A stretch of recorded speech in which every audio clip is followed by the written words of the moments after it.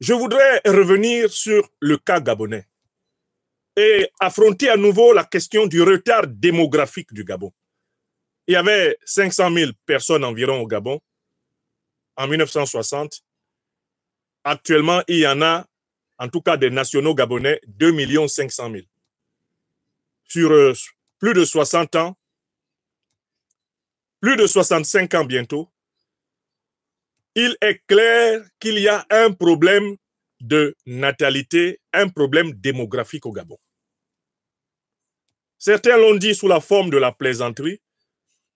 Maintenant, il faut le dire sérieusement. Il y a un problème démographique dans ce pays.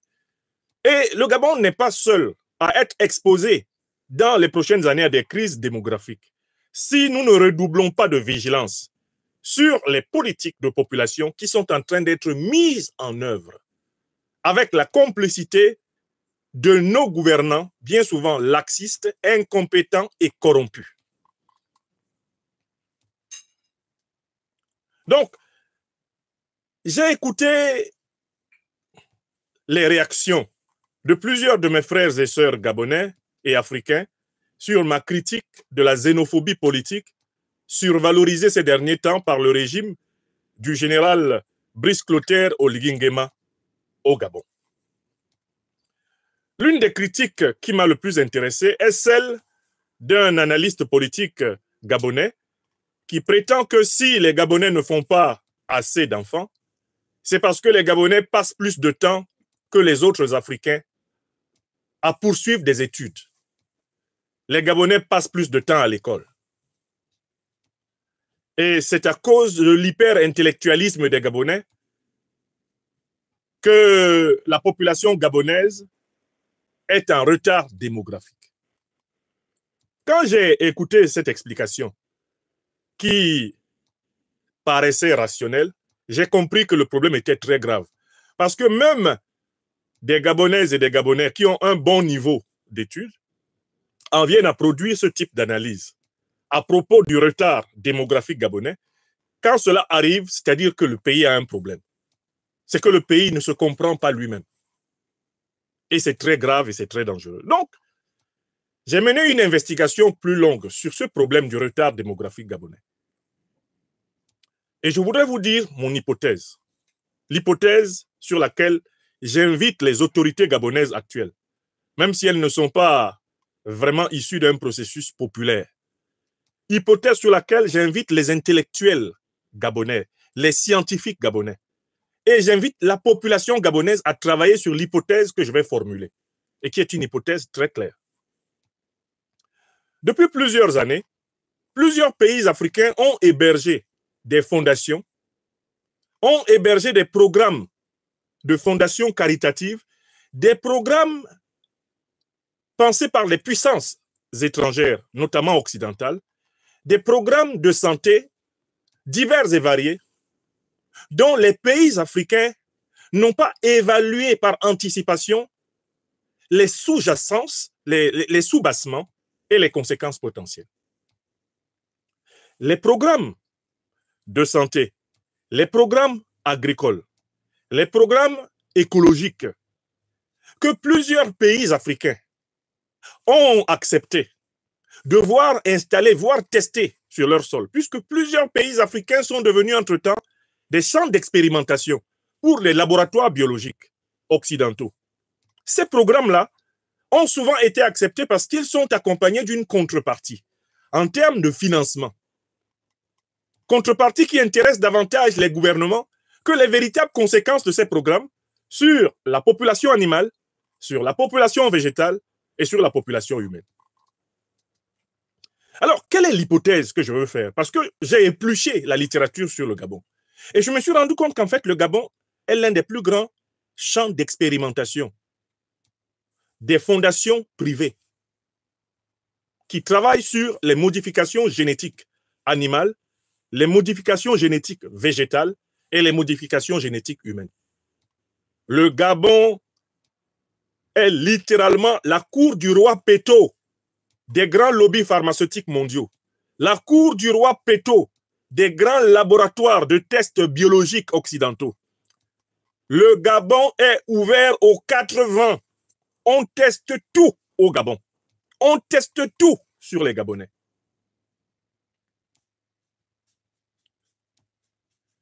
Des tests qui ne sont pas autorisés sur la population ici en France sont pratiqués sur la population au Gabon. Des tests qui ne sont pas autorisés sur la population aux États-Unis sont pratiqués au Gabon. Des tests biologiques qui ne sont pas pratiqués sur la population européenne sont pratiqués au Gabon. Et plusieurs pays africains sont dans cette ligne rouge. Ils sont ouverts, vraiment comme des pétaudières, ils sont ouverts aux 80, aux laboratoires, aux lobbies pharmaceutiques, aux fondations soi-disant philanthropiques qui viennent transformer des populations et des régions entières en zone de cobaye, qui viennent tester leurs médicaments, qui viennent tester l'effet de leurs produits sur les populations animales, végétales et humaines. Je me suis rendu compte que le cas du Gabon est grave. Les Gabonaises et les Gabonais doivent demander au gouvernement de passer en revue toutes les fondations, toutes les associations, tous les programmes financés par des puissances étrangères qui concernent les trois populations suivantes: la population animale, la population végétale et la population humaine. Il faut absolument mettre les pieds dans le plat. Ce qui est vrai au Gabon est vrai au Cameroun. Hein. C'est vrai en République centrafricaine. Hein. C'est vrai au Congo. Hein. Ce qui est vrai au Gabon là est vrai en Côte d'Ivoire. Hein. C'est vrai au Sénégal. Hein. C'est vrai dans toute l'Afrique noire. Il n'y a pratiquement pas un pays d'Afrique noire, en dehors de ceux qui ont commencé à prendre des dispositions officielles fermes, il n'y a pas un pays d'Afrique noire qui ne soit pas touché par le phénomène. Mais dans le cas du Gabon, ce que j'ai constaté, c'est un laxisme généralisé envers ces politiques et ces laboratoires, envers ces lobbies pharmaceutiques, envers ces capitaux étrangers déguisés sous le motif philanthropique et qui viennent travailler sur les populations animales, végétales et humaines. En particulier, étudier les programmes de la fondation Bill et Melinda Gates au Gabon. Seigneur, mais cette fondation a plus de puissance au Gabon que le ministère de la Santé publique du Gabon. Oui! L'impact de cette fondation sur les populations végétales, les populations animales et les populations humaines du Gabon est supérieur à celui du ministère gabonais de la Santé et du ministère gabonais de l'Agriculture. Ils mettent des milliards de dollars à modifier les plantes, à modifier le manioc. Ils mettent des milliards de dollars à modifier les animaux, soi-disant les moustiques, pour que les moustiques se modifient entre eux et modifient l'homme. Ils mettent des milliards à modifier les femmes, pour que les femmes ne soient pas fécondes. Des milliards de dollars sont injectés par la fondation Bill et Melinda Gates pour réduire les populations et modifier les populations végétales, animales et humaines en Afrique. Voilà pourquoi je fais l'hypothèse que le retard démographique au Gabon est en rapport avec la modification artificielle que la population gabonaise est en train de subir depuis plusieurs décennies sous ces politiques. Modification sur le terrain végétal, c'est-à-dire que la nourriture que les Gabonaises et les Gabonais sont en train de manger est de plus en plus une nourriture modifiée génétiquement. Rendez-vous compte que Bill et Melinda Gates sont allés modifier le manioc. Le manioc que nous, les Africains, nous plantons depuis des millénaires. Ils sont allés le modifier au Gabon. Le manioc.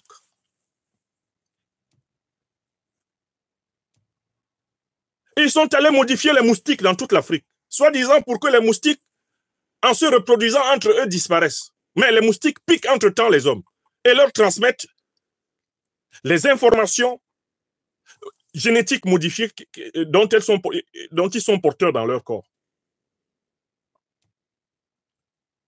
Ils sont allés investir dans des programmes qui ont pour but de retarder de 8 ans la fécondité des femmes. Et tous ces programmes sont testés au Gabon. Tout ça est testé au Gabon. Au Gabon, c'est sans frein. C'est sans frein. Il y a un problème génétique. Et ce problème génétique est potentiellement aggravé par les circonstances artificielles. Car, en fait, le Gabon est un pays riche. Et ceux qui sont intéressés par les richesses des Gabonais ne veulent pas qu'il y ait beaucoup de Gabonais pour les revendiquer. Quand vous calculez le bois du Gabon, il ne faut pas qu'il y ait assez de Gabonais pour justement utiliser leur propre bois. Quand vous calculez le pétrole du Gabon pour le sortir, l'amener dans vos industries dans le nord, il ne faut pas qu'il y ait assez de Gabonais pour revendiquer leur pétrole. Quand vous avez l'ambition de calculer si dans le sous-sol gabonais, il y a assez de manganèse, il y a assez de lithium, il y a assez de coltan, hein? S'il y a de l'uranium au Gabon, alors la condition pour pouvoir bien l'exploiter, c'est que la population gabonaise ne croisse pas d'une façon suffisamment régulière pour pouvoir avoir la priorité sur ces richesses. C'est ce qu'on appelle le projet de l'Afrique sans les Africains. Ce projet est appliqué au Gabon à un niveau pas possible. J'insiste même pour dire qu'on voit très bien l'impact de ce retard au niveau de la fécondité sur les populations africaines, même les populations africaines venues d'autres pays qui s'installent durablement au Gabon, sont en ralentissement démographique. Le ralentissement démographique dont on parle au Gabon, là, il ne concerne pas seulement les nationaux gabonais. Hein. C'est un ralentissement démographique qui concerne même les résidents gabonais d'origine étrangère et de sédentarité longue et prolongée. Ce problème-là ne concerne pas uniquement les Gabonais de nationalité, parce que les politiques de stérilisation ne frappent pas que les nationaux. Les politiques de stérilisation frappent toutes les populations d'un territoire. Le retard démographique gabonais, là, il s'observe chez ce qu'on appellerait donc les Gabonais de souche, il s'observe chez les étrangers africains du Gabon. Le même retard.